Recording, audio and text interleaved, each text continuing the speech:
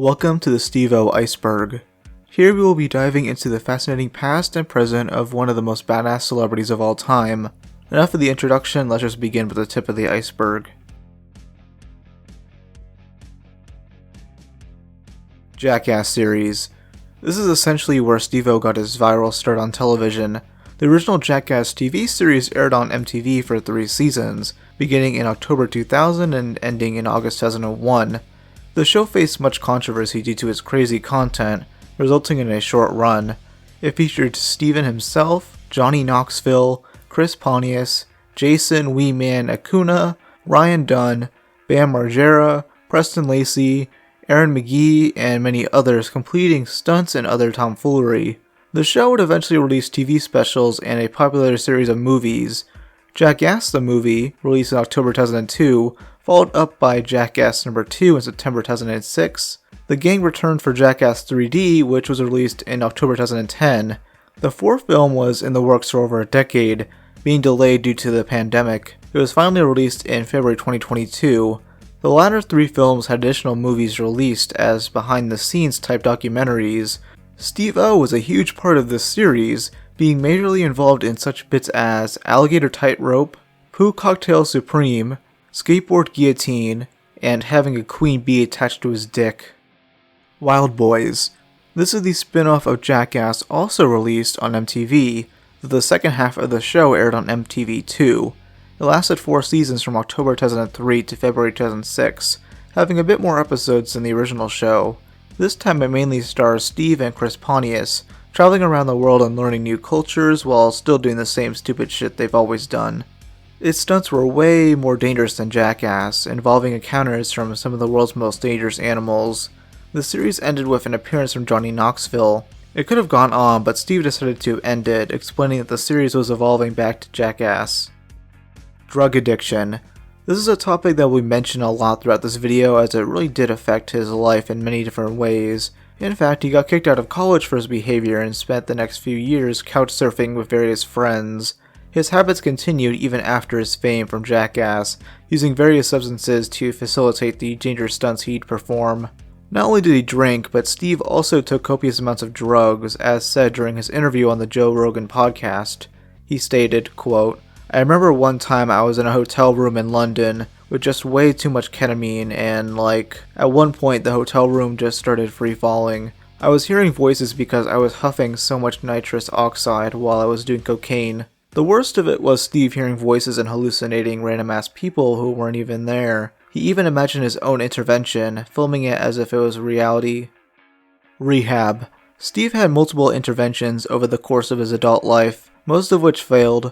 His first was in 1995 after an arrest, though he continued drinking and taking drugs. He tried to being self-aware about his problem and would watch the show Intervention to make himself feel better. In 2006, he even filmed a sketch in which he received an intervention while in clown makeup. He is shown rejecting this, setting the interventionist on fire. Over the next 2 years, there would be some genuine attempts by friends and family to stop his habits, failing time and time again. Then came March 9, 2008, when Steve-O suggested possibly committing suicide. Multiple friends of his, including fellow Jackass stars like Johnny Knoxville, came together and got him to the hospital. He was placed on a 72-hour psychiatric hold, extended to 2 weeks due to an alleged suicide attempt. Months later, he was charged with felony possession of cocaine, avoiding jail time by going to rehab. In the end, he finally became sober, proudly using this fact as a sign of massive improvement in his life. YouTube channel. Steve-O created his YouTube channel all the way back in November 2005, though he didn't begin uploading to it until mid-2013. He actually puts a lot of effort into his content, telling stories from his life and doing goofy pranks and other sorts of Jackass tomfoolery. In fact, a lot of the entries on this list were first mentioned from his videos, so if you're a big fan of his like I am, you'll know a lot of these. Steve-O's Wild Ride. This is extensively his second channel, dedicated to the podcast of the same name. It began in March 2020 with Tony Hawk as his first guest, soon having other talented individuals such as Eric Andre, Mike Tyson, Coyote Peterson, Tom Green, Bill Burr, and many of his fellow Jackass co-stars. He uploads weekly to it, and it currently has over 1.5 million subscribers. Dr. Steve-O. a short-lived reality TV show Steve starred in alongside Playboy model Trishelle Canatella and his mate Reggie Pace. The series aired on the USA Network right after WWE Raw, lasting only 7 episodes from October to November 2007. Dr. Steve-O follows the trio as they travel to various people's homes and cure them of their fears. This usually resulted in some bizarre stunts where Steve tries to cure these people of their ailments. Weirdly enough, Kim Kardashian made an appearance, not being the last time the two were on camera together. You look very strong. Yeah. You think you can be my bodyguard for the day? Oh yeah. MTV Cribs. This long-running series is still airing to this day with new episodes. It began in September 2000, with a 2002 episode fully focusing on the Jackass boys, Steve-O being one of them, of course. His house tour was notable as his apartment was incredibly messy and contained multiple beer can towers. Various objects hang on his wall as art. He has a cheetah thong just laying around, and his roommates are shown kinda just hanging out. Johnny Knoxville is shown being sort of uncomfortable with his friend's living conditions, humorously stating, "It's all stoner food. It's just Eggos and pizzas and Hungry Man's and cereal. Oh my God, this is disgusting, Steve-O." It's a really bizarre look into Steve-O's personal life at the time. Wendy. Wendy was a street dog that Steve-O found while on a trip to Peru. She ended up following Steve back to his hotel where he decided to sneak her into his room. He got caught, so he made a deal to wash her and then sleep outside with her in a tent. The next day, he took Wendy to the vet and she joined his group as they spent the next few weeks hiking through the mountains. Eventually, he was able to legally bring her home to LA, and he brings her almost everywhere he goes. This includes his comedy tours and other vacation trips, as Wendy is now his therapy dog. Lux. Lux is his fiancée who he proposed to in 2018. She will occasionally make appearances on Steve-O's YouTube channel. Peruvian Jellyfish Stunt. This is his current most popular YouTube video with over 33 million views as of April 2023. Uploaded in April 2014, it simply shows Steve messing with piles of jellyfish and placing one on his head. He's in complete pain, but as he always says, danger's my business. Him and his friend then play fetch with one, ending the video by rolling around in the water while screaming. The Staple Incident. Inspired by similar stunts done on Jackass, Steve-O decided to showcase one of the most brutal stunts he's ever faced. During his Too Hot for TV tour in 2002, he stopped by Huama, Louisiana. Here he did his usual bit of stapling women's undergarments to his body until going one step further and stapling his ballsack to his leg. A few days later, on July 31st, 2002, he was arrested in his LA home for obscenity and assault charges, along with those for battery. He eventually made a deal with Louisiana prosecutors to have him on probation for a year, and he was forced to donate $5,000 to a shelter for battered women and children. He was also banned from performing in that city ever again. SeaWorld Protest. On August 9th, 2015, Steve-O began a one-person protest against SeaWorld by climbing atop a construction crane in LA and holding an inflatable orca. He then lit various fireworks before climbing down and getting arrested.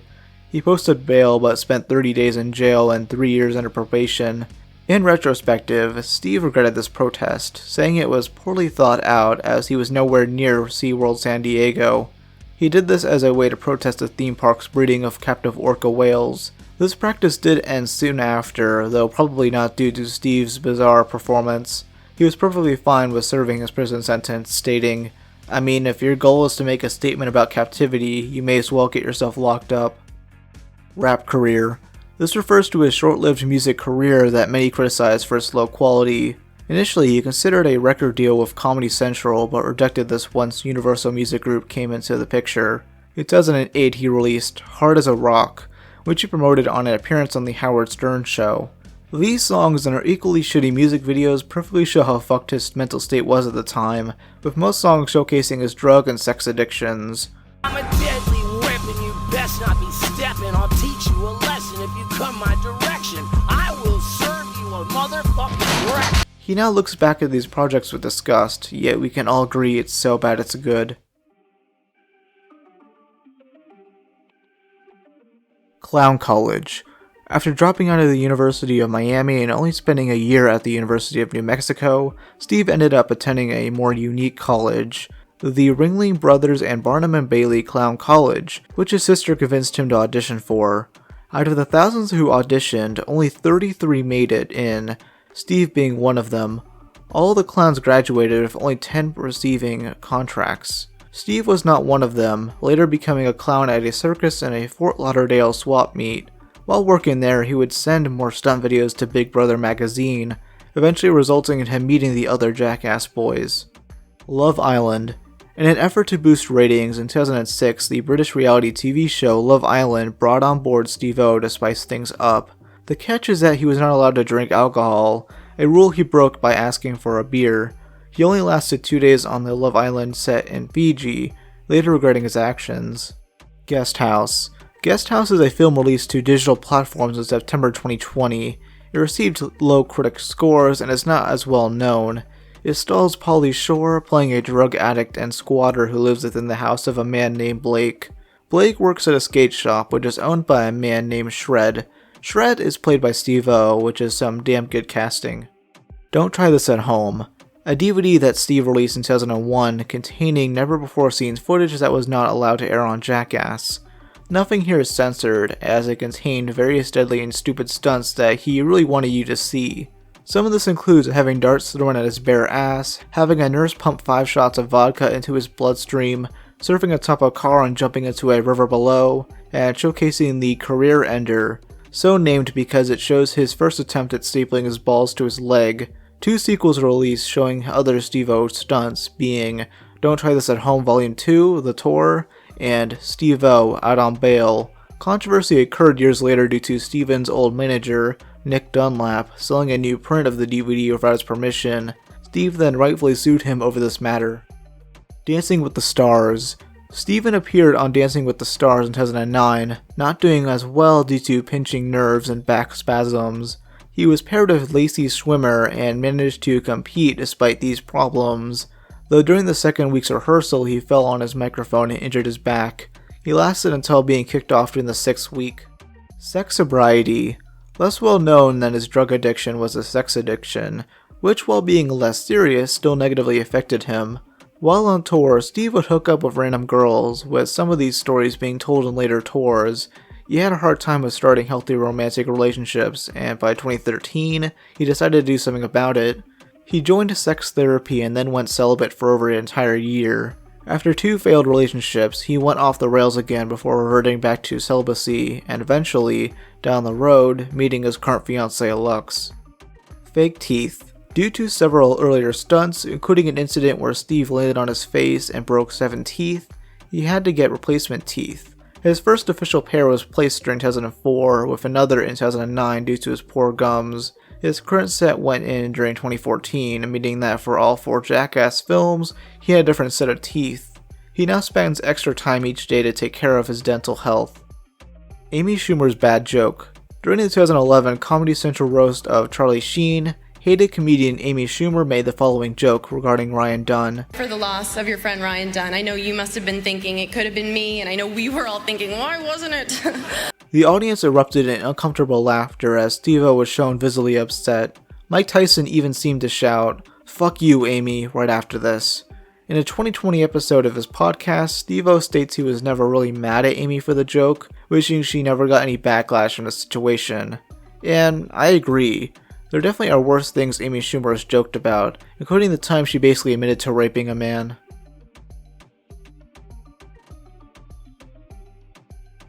Homeless. As mentioned earlier in this iceberg, Steve-O basically got kicked out of his college, and in turn, his dorm. This was due to a variety of reasons, a big one being the time he got caught climbing his dorm's radio tower and doing some gnarly stupid shit. Following this, he and another man who got kicked out traveled in a van all the way to California to look for jobs. After making a few stops, Steve met up with someone else to drive over to Austin, Texas. They were homeless and needed money in any way possible, leading them to be test subjects for some really sketchy drugs. Following this, he had crashed at various friends' houses before eventually living with his sister. The Neighbor War. Definitely one of the craziest stories Steve-O has ever told, and of course, he was high on various drugs and filming the entire thing.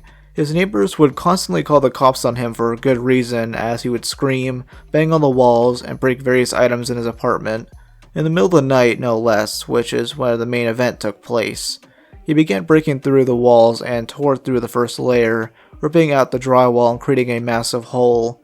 He placed his speakers into it and started blasting metal music, then smashing a mop stick to the other side to completely break into the other apartment. The police were called, soon trying to arrest him before recommending he put shoes and a shirt on. He ignored this and went to jail anyways, before being arrested again since he had a bag of cocaine in his pocket. Totally Busted. Totally Busted is a lesser-known TV show Steve appeared on. It aired from 2003 to 2006 on Playboy TV, following a crazy cast of characters pulling practical street pranks similar to Punk'd. It was a lot more raunchy though, as it featured many adult film stars and sexual pranks. The Eric Andre Show. Well, obviously this show is pretty well known, Eric's interview with Steve-O isn't talked about as much. I wish it was because the comedy in it is fucking hilarious. Steve is in his natural environment here, as all this crazy shit happening around him. The two legends have a normal conversation about the gold standard, juxtaposed to the typical interview the show has. It's the most perfect subversion I've ever seen in any piece of media. And it's one of these bailout situations. Finally, these countries in Europe, they said, you know what? Screw Cyprus. And the only way that they can come up with that kind of money. If you're curious what episode this is on, it's Season 2, Episode 5. Steve later appeared as a cameo of sorts in the Season 5 edition of Rapper Warrior Ninja. Killer Karaoke. Killer Karaoke was a true TV show that Steve hosted the first season of. It began airing in November 2012 and was a competition where live audience members would come up on stage and sing various songs. The catch was that various attempts were made to interrupt them, and these contestants would lose if they stopped singing. Steve was replaced by Mark McGrath for Season 2 due to being fired. He had expressed discomfort in the fact that live animals were being used in the show, though this was ignored and they dropped him despite the namesake he brought to the series. National Lampoon's TV The Movie. This was a straight-to-video release that did initially premiere in LA on September 8, 2006. It received negative reviews, though some still do like the film. It stars Steve-O and various other Jackass stars, engaging in skits meant to parody different TV shows and commercials, with the guys having many different roles. Steve himself played Satan, a doll version of himself, and a stingray. To be honest, I haven't seen the film yet, and I don't know if I want to. Steve-O! I love my Steve-O doll. Fuck you, you fucking bitch. Motley Crue. This is one of Steve's favorite stories to tell, with the full thing being told on an episode of the Joe Rogan Experience. In 1987, his dad offered him seats at a Motley Crue concert, this being a skybox.